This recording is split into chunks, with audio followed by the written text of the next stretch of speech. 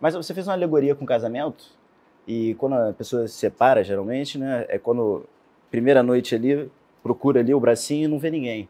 Algum momento você acordou e falou, pô, vou pra Globo e... Putz, hoje não tem nada pra fazer. Só não teve isso por causa da pandemia, justamente, porque a gente já estava em casa, né? Então já estava... Então a minha rotina já deixou de existir ali, já não precisei ir, não ia mais a Globo e tal. Então foi mais graduado, assim. Foi em 19? Foi em 19? Oi? Você não saiu em 19? Saí em 21. Iníciozinho de 21. 19 foi a Copa América. Você já na Copa América, no Maracanã? Copa América. 19. Isso. Foi minha última cobertura. A última cobertura, aí você continuou. E foi também simbólico isso, a última cobertura assim, em 2019 na Copa América, sendo que eu cobri a primeira Copa América, acho que eu fiz umas 9 Copa América, eu acho, 10 por aí. A primeira foi em 89 e a última em 2019. Então foram 30 anos exatos, também no Maracanã, também no Brasil, com uma conquista brasileira no início, uma conquista brasileira no fim. Falei, porra, show. E ali eu já tinha comunicado e já tinha feito discretamente, internamente na TV, o meu desligamento da seleção em 19. Uhum. A partir do segundo semestre de 19 eu já não cubro mais a seleção. Se desligar da seleção te ajudou a um pouco se afastar da Globo. Só que eu e muita gente tem se desligado naturalmente da seleção brasileira, assim. Você sente isso também como telespectador, na hora de ver um joguinho? Não, sim, Você viu grandes seleções. Né? Eu acho que a seleção, eu comparo a seleção como se fosse aquele, sabe aquele foguinho do gás ali, que fica, aquela chaminha que fica ali, às vezes tá só uma coisinha de nada ali, tal, não sei o quê, aí porra, vê tá esquecido ali, você nem pensa. De repente tem uma grande vitória, tem um grande momento, uma grande, aquilo dá ressurge nos brasileiros aquele sentimento. Eu acho que ele não morreu, por isso que eu quero dizer que eu acho que essa chama, ela não se apagou. Vai sempre existir uma relação muito forte, porque isso está muito intrínseco na nossa cultura, assim, nós somos o país do futebol. Então, em algum momento, isso pode despertar de novo, mas é preciso que tenha essa ignição, entende? Isso não se dá do nada, isso se dá não só com futebol, mas também com ações assim, da CBF, para aproximar mais a seleção das pessoas, ter mais identificação, que foi se perdendo. Eu tenho uma teoria de que a Champions, o engrandecimento da Champions, o empoderamento da Champions no cenário mundial do futebol, roubou um pouquinho, um pedacinho, ela mordeu um pouquinho do que é a Copa do Mundo, do fascínio que a Copa do Mundo exerce sobre os jogadores e sobre a torcida no mundo de um modo geral. O glamour foi para a Europa, né? Não é que foi, mas comeu um pouco. Então, um jogador que todo ano, você pega o Vinícius Júnior, ele como se a cada ano ele disputasse uma copinha do mundo, assim, sabe? Aquilo tem uma transcendência de valorização profissional, de dinheiro, de tudo, de fama para ele, ganhar uma Champions, ser o maior jogador da Champions. Aquilo é muito grande. Então não é que eles não queiram jogar a Copa do Mundo, só que a Copa do Mundo eu acho que se apequenou um pouquinho em função desse crescimento da Champions. É só interessante. Uma teoria que eu tenho, enfim. Eu sinto que a molecada mesmo gosta muito de consumir as coisas de fora. Sim. Né? Acho que é uma coisa que você falou que eu fiquei pensando aqui. Esse processo que está acontecendo hoje de afastamento com a seleção brasileira, você que acompanha a seleção há anos, você acha que já aconteceu outras vezes? Sim, muitas vezes. É porque a gente tem mania de achar que o presente é o pior momento. É o pior da história. Não, a gente não está no pior momento da história. Não está mesmo, né?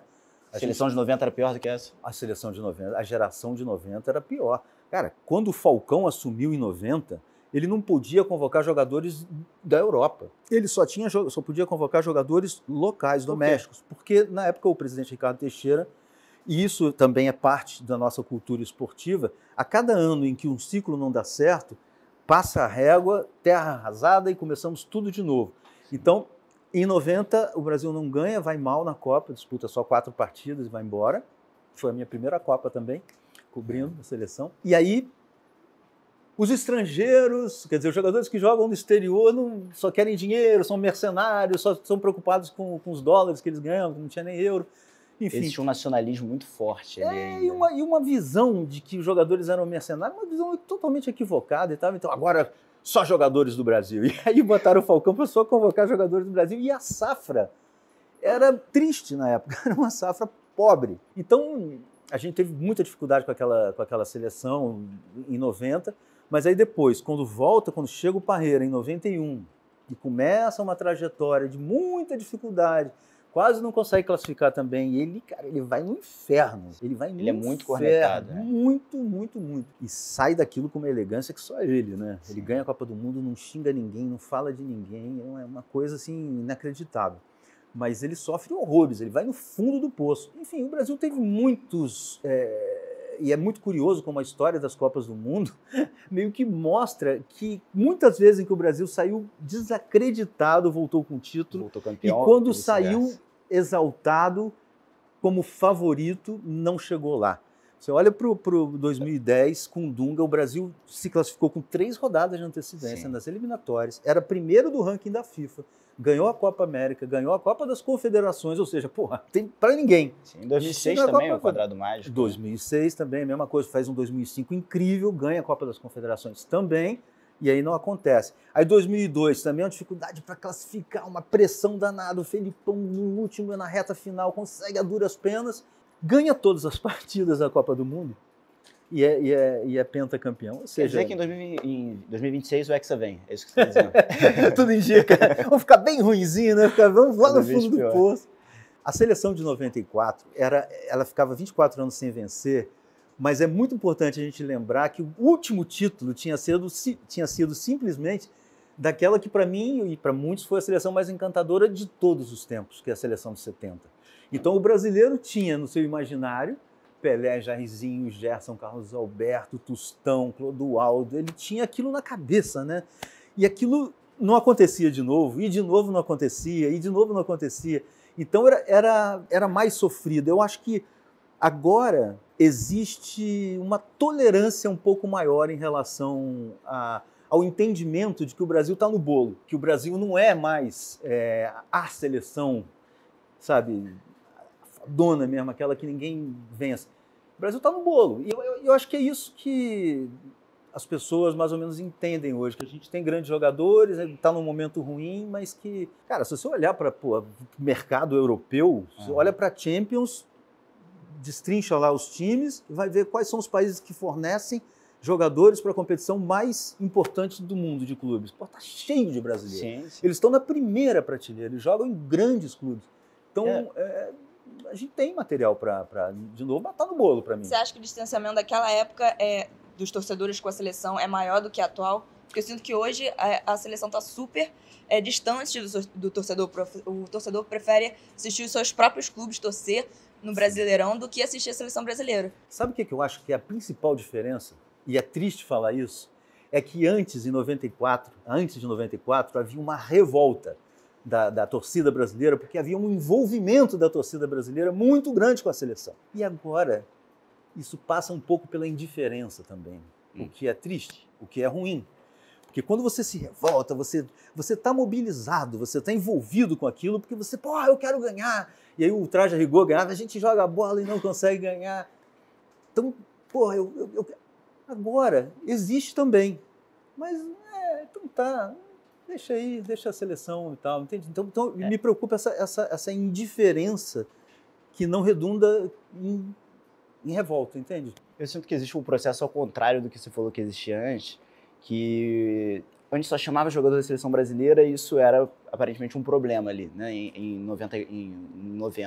Hoje eu sinto que existe uma reclamação muito grande, não só porque o cara joga na Premier League, ele tem que ir para a seleção, que eu acho uma questão que não tem embasamento.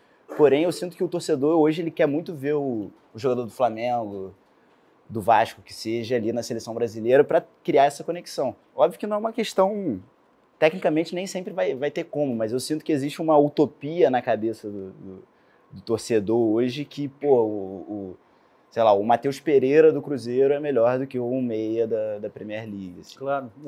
Eu acho que isso tem explicação no sentido que você está sempre vendo, né? Então, por exemplo, a gente está vinha vendo o Pedro se destacando no Brasil, se destacando, e aquilo, você fala, esse cara tem que estar na seleção, mas você não vê, de repente, se o cara que joga na Real Sociedade, se o cara que joga na Turquia, se ele tá... A comissão técnica, eu acho que até vê, eles acompanham tudo muito de perto, mas o torcedor, de um modo geral, não vê, ele se impacta pela aquilo que é próximo a ele, se impacta por aquilo que ele está vendo na internet, na TV, que ele está discutindo no botequim e tal. Tem que se considerar que, quando o cara joga na Premier League, o cara é submetido a um universo de qualidade maior, superior, assim, isso é fato. Tipo, muito o João Pedro sendo muito criticado, não quer dizer que se ele estivesse aqui no Brasil hoje, ele não estaria fazendo gol a rodo. Claro. É só a gente ver o Luiz Henrique lá, no Botafogo, não estava fazendo, não estava se empenhando melhor. O Gabigol esteve na Europa. Sim. Quem foi o Gabigol na Europa? O próprio Pedro, né? O próprio Pedro, na Fiorentina, exatamente. Agora, a construção da imagem da seleção brasileira, ela vem a partir dessa coisa mais paroquial, essa coisa mais próxima, né? A seleção de 58, a base era o Botafogo, sabe? Eram só jogadores do Brasil, só jogadores. Isso também fazia com que você tivesse uma proximidade, um acompanhamento muito mais fácil. Quando você tem um jogador do tipo Hulk, tipo Davi Luiz, que com 15 anos os caras vão embora, e a gente só passa a conhecer o cara quando ele já está se destacando no primeiro nível na Europa,